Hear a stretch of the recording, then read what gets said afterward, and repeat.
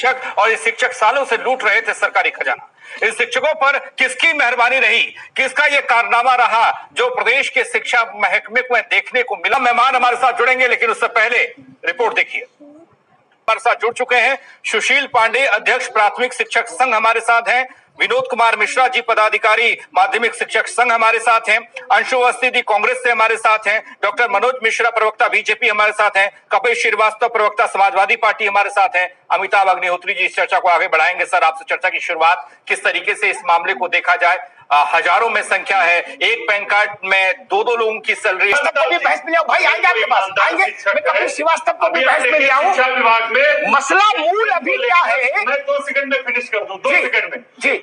अगर आपने पैसा नहीं दिया जी, अगर आपने पैसा सबके पास चलूंगा मैं। अभी सीबीआई, आईबी और अमेरिका की जांच एजेंसी की जांच फांच के चक्कर में वो मामले को लटकाना और ठंडा करना होता है। मैं ऐसी सैकड़ों सीबीआई जांच जानता हूं जो जिनके कागज चूल्हे में जला दिए लोगों ने। जवाहर कांड की सीबीआई जांच 2017 से है, आज तक किसी को नोटिस आया? उसको ओढ़ेंगे बिछाएंगे पूरे प्रदेश में। पहले तो मैं आपको स्थिति बता दूं कपीश भाई, ताकि आप अपडेट हो जाएं। पूरे प्रदेश में जैसे चुनाव में मेज लगती है ना और एजेंट बैठता, वैसे मेज लगा के सबके पुराने से पुराने मास्टर का वेरिफिकेशन हो रहा है।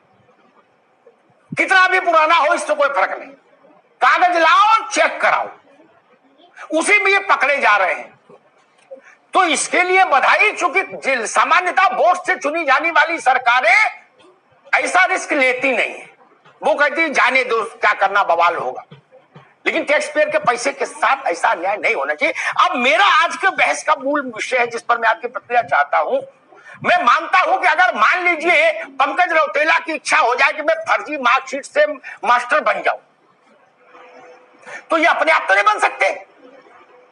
प्राइमरी में बनना चाहेंगे तो बेसिक शिक्षा अधिकारी की कृपा चाहिए, इंटर में बनना चाहेंगे तो डीआईएफ साहब की कृपा चाहिए, उच्च शिक्षा में मनोज जी है जैसे ऐसा बनना चाहे तो उच्च शिक्षा निदेशालय की कृपा चाहिए। तो वो जो कृपा करने वाले कृपालु भगवान हैं सब लोग, उनको भी लपेटा जाना चाहिए। हम इस मांग के लिए आए हैं। इस पर बताओ, आप सहमत हैं या इसमें कुछ और फेरबदल करना चाहते हैं? अमिताभ जी, आपकी जितनी बातें अभी तक मैंने सुनी है, 100% आपकी जितनी बातें हैं, जो मांगे रही हैं, वो बिल्कुल सही और सत्य है। एक चीज जो अपराध शास्त्र के अंदर कहा गया है कि कोई क्राइम तब पता चलता है जब क्राइम सामने आता है। लेकिन जब क्राइम सामने आता है और जिन धाराओं के तहत आता है, जैसे मान लीजिए अगर ये क्राइम सामने हमारे आ गया कि फर्जी आधार पे शिक्षकों की भर्ती हुई है, एक पैन पे 40 लोग तनख्वाह उठा रहे हैं, फर्जी डिग्रियां इस्तेमाल की गई हैं, तो निश्चित रूप से 419, 420, 467, 471 और 406 आपराधिक न्याय ये तो बनता ही है और वसूली की भी बात बनती है। तो सबसे पहले तो जितने लोग ये सामने आ जाएं, इनके ऊपर आईपीसी सेक्शन के तहत 120 भी लगाना चाहिए, षड्यंत्र की धारा, और उसके अंदर निश्चित तौर पे उस समय के, चाहे वो किसी के भी सरकार के समय में रहे हो, इससे कोई मतलब नहीं है, क्योंकि ये हकीकत है। आपने बहुत अच्छी बात बयान की है।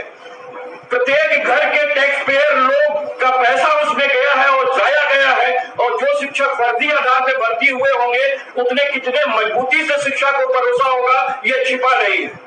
तो निश्चित तौर पे कार्रवाई होनी चाहिए, और इसमें जो भी शामिल हो, प्रशासनिक व्यक्ति जो भी शामिल हो, इसमें जो नेक्सस हो, जो ठेकेदार शामिल हो, जो टीचर शामिल हो, यहाँ तक की जांच करानी चाहिए कि अगर उन सरकारों में किसी सरकार के मंत्रियों का भी संरक्षण प्राप्त है तो उन्हें भी बख्शा नहीं जाना चाहिए।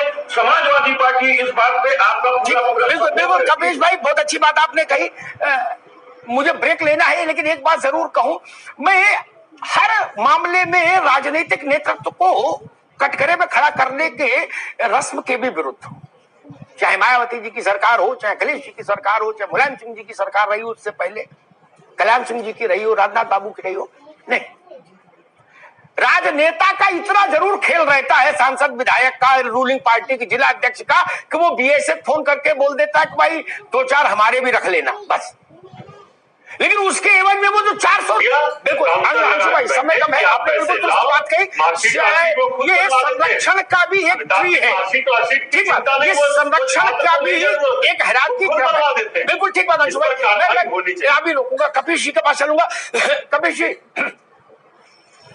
करदाता के पैसे का कर्ज तभी उतरेगा इस दशकों की लूट में, जब इस लूट को सरल और सहज बनाने वाले सरकारी अधिकारी और फर्जी टीचर एक ही जेल के एक ही वार्ड में थाली कंबल और लोटे के साथ प्रवेश करेंगे। मैं अकेला नहीं चाहता, कोई ना अकेला अधिकारी ना फर्जी टीचर, दोनों साथ जेल में प्रवेश करें थाली कंबल और लोटा लेके।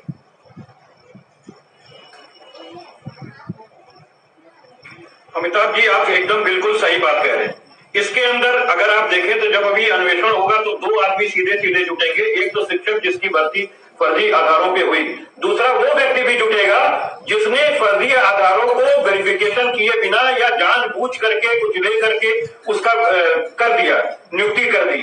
तीसरी वो व्यक्ति भी दबना चाहिए जिसने की ये तनख्वाहें इनकी रिलीज की हैं, जिसपे आप कह रहे हैं दस्तखत कर रहा है। चौथा को माफियाओं की भी खोज होनी चाहिए और इनके साथ साथ अन्य ऊपर भी जो संरक्षण प्राप्त हो, उन माफियाओं का भी जिसका संरक्षण प्राप्त हो, उनको भी सामने लेकर के आना चाहिए। यही हकीकत है। बिल्कुल ठीक बात है। इसके लिए आईपीसी के जो सेक्शन हमने आपको बताएंगे तो तत्काल प्रभाव से उस पर जो है ये मुकदमे दर्ज कर देने चाहिए और बाकी जो जांच है वो सीबीआई से करावे या किसी भी अथॉरिटी से करावे, जिससे भी करावे जरा फौरी तौर पे जल्दी करा लें, जो चीजें सामने आ जाए। हम तो यही कहते हैं कि तुरंत दिन से पैसा रिकवरी होनी चाहिए, शिक्षकों से ही नहीं उन अधिकारियों से भी बराबर का पैसा। वही मैं कह रहा हूँ, वो सभी जिम्मेदार। विनोद कुमार मिश्रा जी, जरा मुझे बताइए, माध्यमिक का से वाले मामले सामने आए ही साथ ही ये भी साफ हो गया कि ये मनमानी अब नहीं चलने वाली, अब दूध का दूध और पानी का पानी होगा। महापंचायत में आज इतना ही। बाकी खबरों के लिए आप बने रहिए R9 टीवी के साथ, सिर्फ खबर के लिए।